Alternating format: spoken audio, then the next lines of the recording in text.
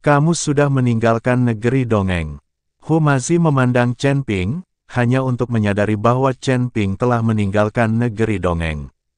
Rekan Taoist Chen, hanya dalam waktu sebulan, saya tidak menyangka Anda telah mencapai alam keabadian yang tersebar. Xiu Rui juga terkejut saat melihat Chen Ping. Baru saja berhasil. Chen Ping tersenyum tipis, lalu memberitahu Humazi dan Xiu Rui tentang apa yang akan dia hadapi selanjutnya. Biarkan Humazi dan Xiu Rui tinggal di Ling Hufang dan jangan berkeliaran. Jangan khawatir, rekan Daoist Chen. Master Hu pasti tidak akan berkeliaran. Dia sudah berpesta setiap malam selama lebih dari sebulan. Xiu Rui menatap Humazi dan berkata dengan sedikit rasa iri di matanya. Tuan Hu, Anda harus lebih mengendalikan diri, atau Anda mungkin mati kelelahan. Kata Chen Ping, pergilah sekarang. Saat kau kembali, kita akan pergi ke wilayah manusia. Dua wanita akan bosan bermain bersama pada akhirnya. Humazi melambai ke arah Chen Ping. Chen Ping dan Bai Yi mengikuti si abadi gila dan meninggalkan kota badak dan langsung menuju kota harimau terbang. Rhino City berjarak ribuan mil dari Flying Tiger City. Chen Ping dan timnya membutuhkan waktu hampir 1 hari untuk mencapai Flying Tiger City. Chen Ping melayang di udara, melihat dari jauh, dan menemukan bahwa meskipun skala kota Feihu tidak sebesar kota badak, kota itu terdiri dari lusinan kota dengan ukuran yang berbeda-beda. Dan tepat di pusatnya terdapat rumah tuan kota Feihu, yang dikelilingi oleh banyak kota dan memiliki faktor keamanan yang jauh lebih tinggi daripada rumah tuan kota Godfly. Rhino City hanyalah satu kota, dengan Godfly City Lord's Mansion di tengahnya, sementara Flying Tiger City terdiri dari puluhan kota dengan berbagai ukuran, masing-masing dengan pos pemeriksaan independen. Oleh karena itu, jika Anda ingin melewati pos pemeriksaan ini dan memasuki rumah tuan kota di kota Feihu, itu akan lebih sulit daripada menunggunya. Saat matahari terbenam, senja berubah menjadi merah darah, mewarnai dinding batu biru di luar kota Feihu menjadi merah tua.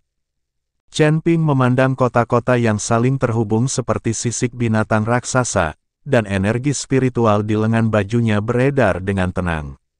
Seperti kata pepatah, seseorang seharusnya tidak mempunyai niat untuk menyakiti orang lain, tetapi seseorang harus waspada terhadap orang lain. Tepat saat Chen Ping dan rekan-rekannya mencapai pos pemeriksaan pertama di kota, mereka merasakan 3 aura tersembunyi mengunci mereka bertiga.